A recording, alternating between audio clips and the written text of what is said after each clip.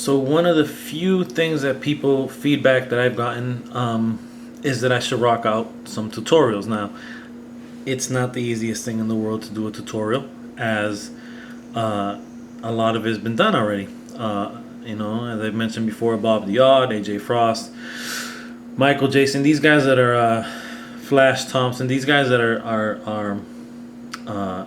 were killing dials and have slowed down or are killing them right now. Have done a lot of great tutorials and have given great advice. It's a great community to be. I mean, that honestly, man, that dial structure community is so dope because for the most part, everyone's willing to help out. Everyone's sharing ideas. It's not one of these situations where you want to keep stuff close to the vest. People are sharing, man, and that's what makes a good community. And it's definitely been a pleasure to be part of that. So the one thing I guess I can give a tutorial on is how I do the whole magnet thing. Now I made a quick, 3-minute tutorial on Facebook on the dial structure group.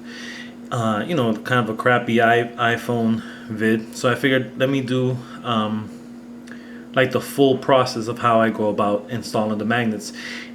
The butcher shop, the back of the butcher shop diorama that I have not installed magnets, so I'm going to do it on a piece of that, one of the walls of that particular diorama. But anyway, pretty much the way it looks like is, this was one of the first dioramas that I created with magnets. So in this particular case, and I think I have to switch my light off a little bit. In this particular case, what I did is kind of installed the magnets inside, kind of in the foam board itself. This particular, you can see here a little bit. You can see, I don't know, maybe you can't. The glue, kind of hot glue, leaking out a little bit. I don't. This was again one of the first ones that I did, and this also had a groove. This particular piece of foam came with a groove, and what I did is, you can kind of see it a little bit, kind of cut it out here. So the magnets are only, more than anything, just here to help it keep the wall upright. I have changed the process of how I do the magnets, and I will be going through that with you guys today. So this is kind of the end result of one of the first dioramas that I made using the magnets, and then we're going to see how I do it now, and we'll go step by step. So the wall I'm going to be using is this. It's part of my back of the butcher shop diorama. So what I'm going to do is I'm going to place 2 magnets here in the bottom. But for the tutorial, obviously, I'm just going to do one corner so you get an idea. So the first thing that I do, first of all, there's 2 magnets, two size magnets, that you can use. They're both ceramic magnets, and they can be purchased at art stores. We have AC Moore here in the Boston, New England area. Hobby Lobby, I'm pretty sure, has something similar, but this particular magnet is about 1 inch, and then this one is about 3/4 of an inch. So the bigger magnets I generally try to stay away from, especially because of the size of the diorama that I use, is usually the almost 1 inch thick foam board. So this is about the same size. If you put it in, it's going to kind of overlap a little bit, which is what you saw in the diorama in the background. So I started to use the smaller ones and installing them in a way where they would be effective and wouldn't have to be as big. So the first thing I do is, and I usually do it for the 2 corners, I trace out the magnet. So for some reason I like using red pens. I don't know. So anyway, I kind of get it closer towards the bottom so that I don't make any damage on the surface of the diorama. So I just trace it.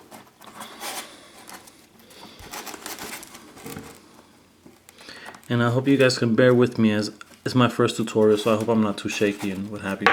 So as you see here, I've traced it. So now I have my guide for the circle. Now, one of the mistakes that I first made when I started the magnets is that I would cut it too deep and it would be sunken to the point where it wasn't really connecting that much with the other side.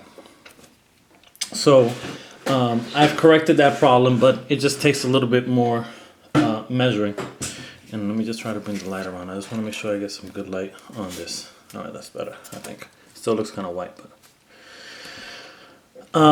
So then what I do after that is, at this point, I'm not doing this anymore just because I've gotten to the point where I can eye it enough that I don't need to necessarily measure. But if you're doing it for the first time, my suggestion is, you know, kind of indent it so that you have an idea of where to cut. So you don't want to cut any higher than the mark that you've just indented. And what I do is I take my trusty X-Acto knife, and you carefully just make a circle. Now, you don't have to go extra deep, but you want to go deep enough. You're not making a mistake if you go too deep. So let's put it that way. So you carefully just follow the trace.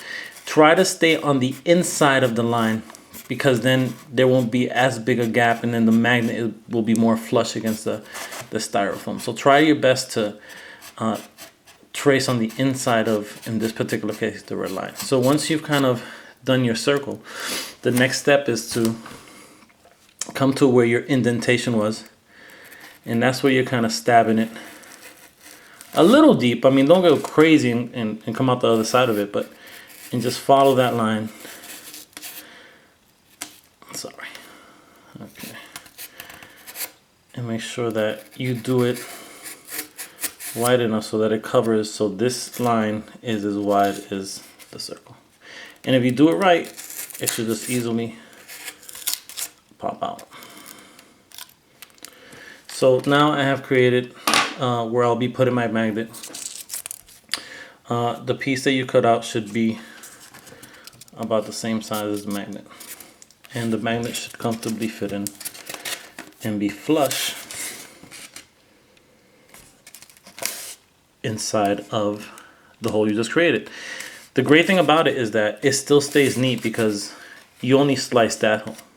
You don't want to go past that point, so you want to stop right there. So once you stop there, you're good, you're flush, your magnet's all set. Now, because now I'm depending on magnets more, the process of how I use the glue gun also changes a little bit. The first thing I do is I just dump a little bit of glue in here. Not too much, just enough. And I put my magnet in there. Now, as you're doing this, my suggestion obviously is this is gonna go down on the floor, right? Not this floor, but the other floor. So I'm gonna do the same process here. Same deal with putting the magnet, tracing it out, slicing it here. Now, when I'm sticking it, I wanna make sure that I don't do the opposite, so that when I install this and glue it in, make sure you double check that this one is the correct side so it can stick in. So when you put it in, bow, as opposed to obviously the other way, which would not work. So be wary of that. As you can see here, there usually is a little bit of a gap.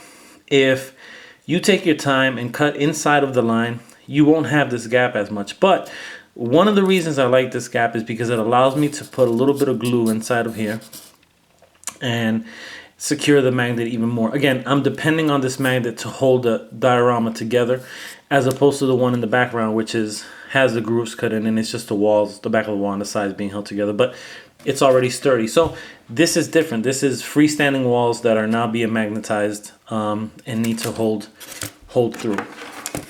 So what I usually do, I keep calling it like a welder's technique, but what I'm doing is I'm just putting a little bit of glue in between, in those gaps, and then making sure the glue touches the magnet and the foam board. So usually The hot glue is gonna melt a little bit into the foam, not much, but it's perfect enough that it kind of leaves it flush for the most part. What I end up doing a lot of times, I let it dry a few seconds and I just kind of press my thumb against it and carefully peel my thumb off. And what it does is it flattens the glue. And so that, again, the goal is to stay as flush as possible. As you can see, this is sticking a little bit. I may take an X-Acto and slice it. Most of the time I get lazy and I don't do it. Sometimes when I do slice it, the whole thing comes apart and I have to kind of re-glue it. To me, in my experience, that's pretty good. That'll work just fine. That'll stick to, again, if the other side of it, in this particular case, the floor, it's flushed the same way and it's not too deep. It should stick just fine and it keeps your diorama together by the magnets. So yeah, this is pretty much the process that I go through. Just because I'm a stickler, I guess, I always like to put a little bit of glue in the gap that I just created in the slice. You don't have to, I just do it. And that's pretty much it. So I'm gonna repeat it this corner, and then on the floor of the butcher shop dial, I'm gonna create it same deal, so that when I put it, it's just pow. And then what I'll do is I'll put some here on the sides, and then I'll put some on the sides, just like we have in this back wall. Let me see, I wonder, oh, you know what? Yeah, so just like we have there, I'll be doing that on the other diorama. And then the great thing about it is that when everything is said and done, it's pretty easy to take apart.